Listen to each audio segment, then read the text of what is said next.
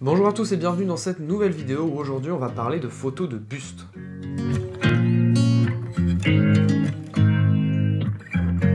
Alors j'imagine assez bien votre interrogation quand vous avez vu sur le titre « Photo de buste ». C'est pourquoi avant de vous montrer quoi que ce soit, je vais vous donner quelques éléments de contexte. Ça fait un moment que je cherche de nouveaux cadres et de nouvelles compositions et plus généralement de nouvelles manières de mettre en avant les gens que je photographie. Maintenant je peux dire que je maîtrise plutôt bien le portrait type frontal, on va dire, comme j'aime les faire, c'est-à-dire directement devant mon sujet avec le regard qui est quand même assez important, mais j'avais envie de trouver d'autres angles d'approche. J'ai donc fait quelques tests au fur et à mesure des pellicules que je shootais et je me suis rendu compte qu'en fait ça pouvait être intéressant de mettre en valeur les gens à travers leurs vêtements. J'ai donc voulu m'exercer à la prise de vue vestimentaire, notez bien que je n'utilise pas le terme de photo de mode parce que pour moi photo de mode est connoté pour d'autres types de photographie. Là je trouve que c'est plus de la photo vestimentaire à mon niveau, c'est pas vraiment de la mode, je pense que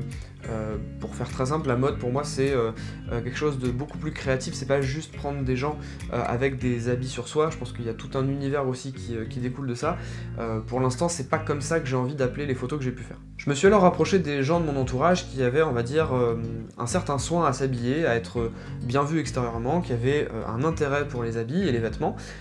et donc du coup l'intérêt bien sûr c'était que eux ils puissent avoir des photos sympas avec leurs vêtements, et puis que moi du coup ça puisse un petit peu m'aiguiller parce que autant je suis un photographe de portrait, mais tout ce qui va être les alentours, tout ce qui est autour, c'est-à-dire la coiffure, le maquillage, les fringues, etc., je me considère assez mauvais là-dedans et je peux avoir un avis sur certains habits, mais je suis pas capable de créer des tenues de A à Z en fait, et donc l'idée c'était ça aussi, c'était d'avoir une petite coopération avec quelqu'un qui avait un style, qui pouvait me proposer des choses, et moi après je pouvais disposer et donner mon avis, il pouvait y avoir un échange, bref, c'était ça l'idée générale du shooting. J'ai donc demandé à Laurie de bien vouloir se prêter à l'exercice et elle a accepté volontiers, donc du coup j'en profite pour te remercier. Merci Laurie pour cette session. De manière générale, la séance s'est déroulée comme ça, en fait je me suis rendu chez elle, on a pu regarder un petit peu sa garde-robe ensemble, elle a pu me montrer un peu les fringues qu'elle aimait mettre, celles qu'elle aimait mettre mais que moi je voyais moins,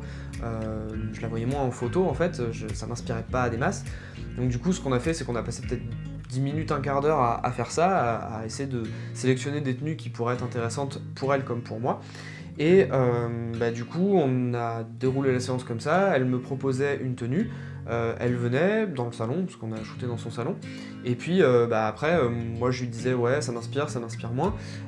et puis si ça m'inspirait, du coup on faisait peut-être une ou deux photos en essayant de faire des cadrages qui soient assez proches de ce que moi j'attendais. En termes de lumière, je me suis uniquement contenté de lumière naturelle, j'avais pas du tout envie de flash, je les avais pas ramenés avec moi de toute façon, et pour vous expliquer ça un petit peu plus clairement sur mon approche et comment j'ai géré la lumière sur le shooting, je vous emmène avec moi sur un petit schéma qui sera beaucoup plus explicite. Pour savoir comment j'allais me débrouiller en termes de lumière, c'est pas très compliqué, je me suis approché de la plus grosse source de lumière qu'elle avait chez elle, il s'avère que c'était une baie vitrée. Alors cette baie vitrée, c'était bien beau, mais en fait elle était orientée nord, donc elle ne prenait pas directement le soleil, ce qui fait que quand j'ai mesuré la lumière, je me suis vite rendu compte que j'allais être assez limité en termes de réglage, j'allais pas pouvoir aller sur des ouvertures trop faibles, donc du coup j'ai ouvert à mort mon diaphragme, je me suis mis à f2.8, j'étais à 1/125e de seconde, et pour info j'ai utilisé la pellicule Lomo 800, donc qui est une pellicule couleur qui est utilisable normalement à 800 ISO, de manière nominale on va dire, mais cette fois-ci j'ai décidé de la pousser à 1600 parce que je n'avais pas assez de lumière pour réaliser mon shoot tout simplement. Donc du coup globalement ce que j'ai fait c'est que j'ai mesuré vraiment pour plutôt les ombres, alors si vraiment c'était une zone trop dans l'ombre je l'ai pas mesuré, mais un truc entre les deux, je l'ai pas mesuré en haute lumière directement parce que je savais que ça me donnerait probablement des ombres beaucoup trop bouchées, du coup j'ai préféré prendre une mesure qui me laissait un petit peu de latitude et j'ai décidé de shooter à f2.8, donc 1/125e et une Lomo 800 poussée à 1600. Au passage d'ailleurs la pellicule réagit très très bien, vous le verrez sur les images. Alors même si les conditions étaient un petit peu compliquées on va dire, elles n'étaient pas complètement exécrables puisque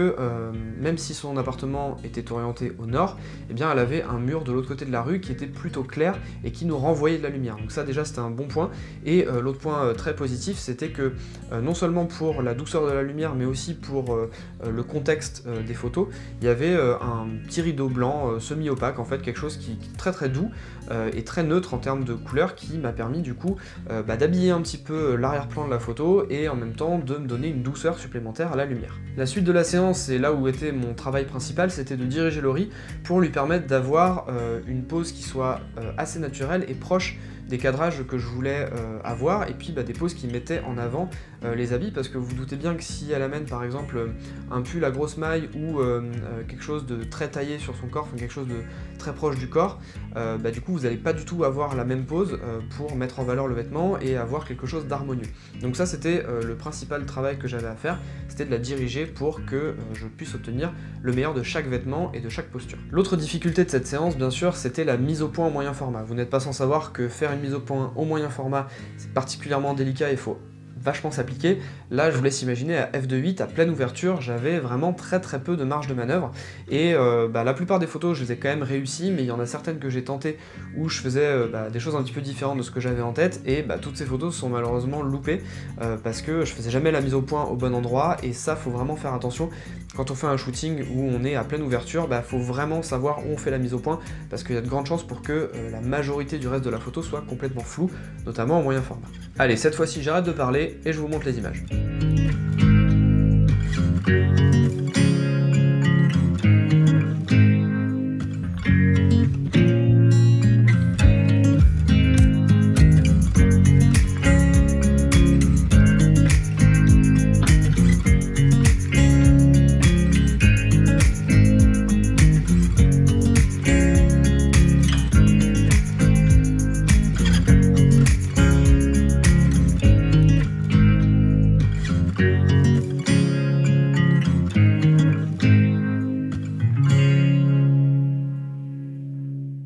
De manière générale, ce que je peux dire de ce shooting et en ayant vu les images, c'est que je suis plutôt content de moi. Ce qui me satisfait tout particulièrement, c'est que le cadrage que j'avais en tête et l'idée générale que j'avais en tête s'est vraiment concrétisé, et quand j'ai vu les images apparaître, enfin les images quand elles m'ont été envoyées on va dire,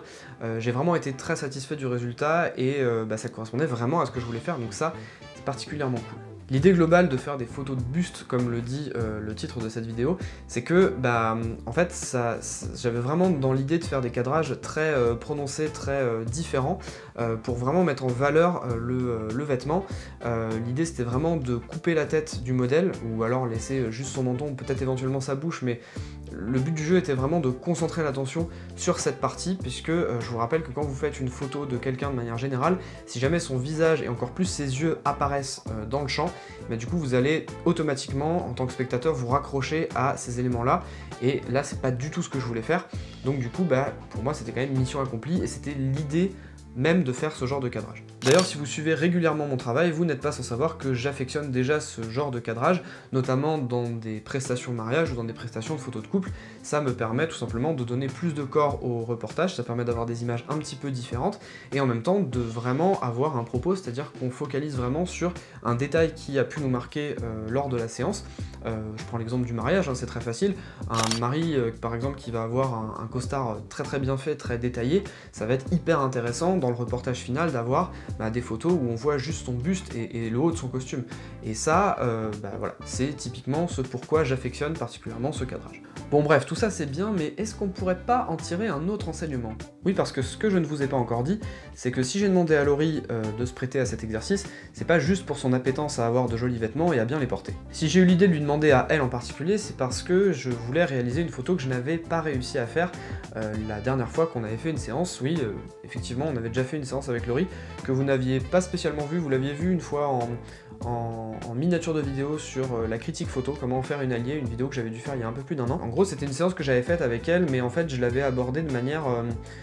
pas comme il fallait en fait. En gros, j'y étais allé comme la plupart des gens, très frontalement, avec tout ce que ça peut comporter d'impressionnant, c'est-à-dire que j'avais le gros moyen format, j'étais pas très loin d'elle quand je shoot, hein, c'est pas spécifique à Laurie, mais en fait c'est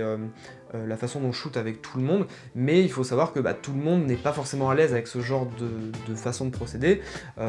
Pareil, à ce moment-là, je dirigeais pas vraiment les gens que je photographiais, donc tout ça a fait que ça s'est ressenti dans les photos, et ni elle ni moi on était vraiment satisfaits du résultat. J'ai donc effectivement utilisé cette deuxième séance où je voulais vraiment faire des photos de buste, c'était pas l'idée n'était pas vraiment de faire autre chose pour quelque chose d'autre, mais d'un autre côté ça m'a quand même permis de réaliser quelques portraits, parce que là effectivement le fait d'avoir porté son attention sur autre chose, d'avoir pris le temps d'échanger sur ce que moi je voulais, ce qu'elle avait, ce qu'elle pouvait me proposer, etc. En fait ça a créé un climat un petit peu différent de la dernière fois. Non pas qu'on était fâchés ni la première ni la deuxième fois, mais ça a créé une ambiance peut-être un petit peu différente, un petit peu plus calme, un petit peu plus posée. On a échangé là-dessus d'ailleurs après, et tous les deux on a trouvé que la séance s'était mieux passée que la dernière fois. Et du coup tout ça pour vous dire qu'en fait ça peut permettre des fois d'axer sur autre chose. C'est-à-dire ne pas forcément vouloir à tout prix avoir accès à un portrait très frontal de la personne comme moi je les aime, mais plutôt essayer de tourner un petit peu autour, de se dire est-ce que je pourrais pas mettre ça en valeur chez toi, avoir des portraits un petit peu plus différents, pour que peut-être au final on puisse avoir ce fameux portrait que moi j'affectionne tant. Et du coup ça m'a fait réfléchir sur ma façon de photographier, et sur la manière aussi dont je peux amener les gens à avoir ce que je veux. C'est un petit peu fort, mais finalement c'est presque ça. C'est-à-dire d'avoir vraiment ce qui m'intéresse et ce que je veux avoir en termes d'image. Des fois il faut passer par différents chemins pour pouvoir arriver à ses fins finalement. Tout ça pour vous dire en substance qu'il ne faut pas hésiter des fois à revenir ou à refaire des séances avec les mêmes personnes avec qui ça s'est pas mal passé, mais où en fait vous avez vu que ça passait pas forcément, vous n'avez pas eu le résultat que vous voulez. Dans ces cas-là, faut pas s'acharner, hein, c'est surtout pas la méthode à avoir, mais peut-être se dire en fait on va essayer autre chose, on va voir ce qu'on peut faire. Parce que quelque part en fait quand on fait la photo d'une personne, moi en tout cas de la manière dont je le fais, je me rapproche vachement des gens. Et en fait si on n'a pas cette proximité avec les gens, je pense que c'est ça. Si on n'a pas cette proximité avec les gens, c'est difficile comme ça de les approcher de but en blanc. Et il faut peut-être aussi prendre des détours, prendre d'autres chemins qui vont nous permettre peut-être, parce que c'est pas dit, d'accéder à cette personne et qu'il ou elle puisse nous fournir quelque chose de vrai, ce que moi personnellement je cherche dans mes portraits. Voilà, c'est tout pour moi pour cette vidéo, j'espère qu'elle vous aura appris quelque chose et que toutes ces réflexions pourront peut-être éventuellement nourrir votre propre travail photographique. Sachez également qu'il peut m'arriver de publier certaines photos avant les vidéos sur mes comptes Instagram, donc il s'affiche actuellement en bas de votre écran, et si jamais ça vous intéresse d'aller les suivre, le premier est mon compte plutôt lié à cette chaîne où je teste des choses, le deuxième est un compte un petit peu plus professionnel où j'y partage des images que j'ai envie de montrer à de potentiels clients. Sinon à part ça, n'hésitez pas à me mettre un commentaire si jamais vous avez quelque chose à me dire en bas de cette vidéo, et je remercie au passage les tipeurs pour leur soutien financier pour cette chaîne. Merci les gars, et en attendant je vous dis à la prochaine, salut!